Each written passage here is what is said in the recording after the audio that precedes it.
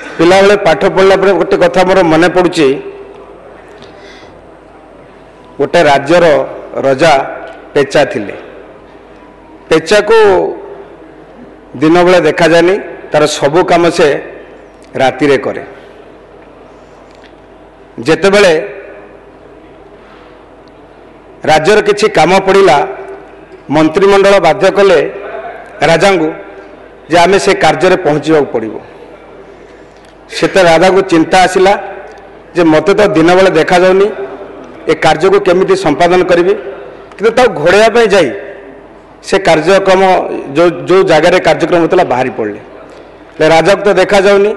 राजा जेमिति गले प्रजा मानकर गोटे दंभक्ति होइछि जे राजा जहाँ करती ठीक करती आ राजा जोटा करते ठीक अच्छी हेले जाऊ जाऊ रास्तार माने आगरे गोटे नेशनल हाई पड़ी सेठी कौन नेशनल रे सदा सर्वदा गाड़ी चलुची राजा चली मंत्री गण सबू पछरे चलती गोटे दंभक्ति जे राजा जहाँ जुआड़े चलते ठीक चलते किसी हेनी। ठीक सेहीपरि मोर विरोधी दल जो सदस्य माने अंध राजा पछरे पड़ती किंतु से भितर ए राज्यर लोक माने तांकर मत भी बदल देलेनी एवं सरकार भी बदली गले किंतु सेमानकर से हैंगओवर वर्तमान पर्यंत जाइनी।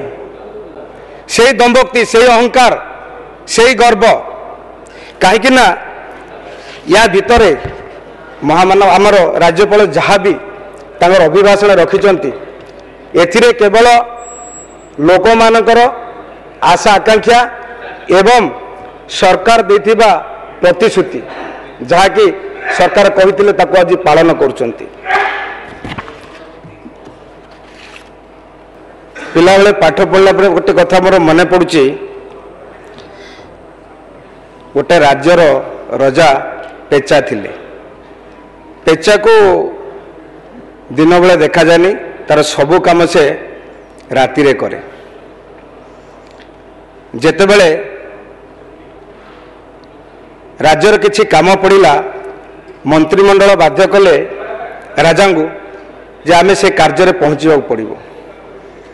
से राजा को चिंता आसिला जे मते तो दिन बेले देखा जाउनी ए कार्य को केमिति संपादन करी कि घोड़ाइया जाई से कार्यक्रम जो जो जगार कार्यक्रम होता बाहरी पड़े।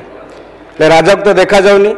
राजा जेमिति गले प्रजा मानकर गोटे दंभक्ति होइछि जे राजा जहाँ करती ठीक करती आ राजा जोटा करते ठीक अच्छी हेले जाऊ जाऊ रास्तार माने आगरे गोटे नेशनल हाई पड़ी सेठी कौन नेशनल रे सदा सर्वदा गाड़ी चलुची राजा चली मंत्री गण सबू पछरे चलती गोटे दंभक्ति जे राजा जहाँ जुआड़े चलते ठीक चलते किसी हेनी।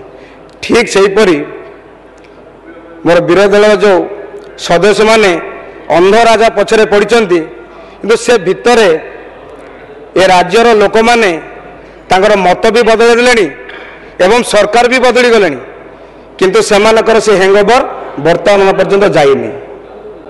से दंभक्ति से अहंकार से गर्व कहीं या भितर महामानव आमर राज्यपाल जहाँ भी तांकर अभिभाषण रखिंट एथिरे केवल लोक मानकर आशा आकांक्षा एवं सरकार देथिबा प्रतिश्रुति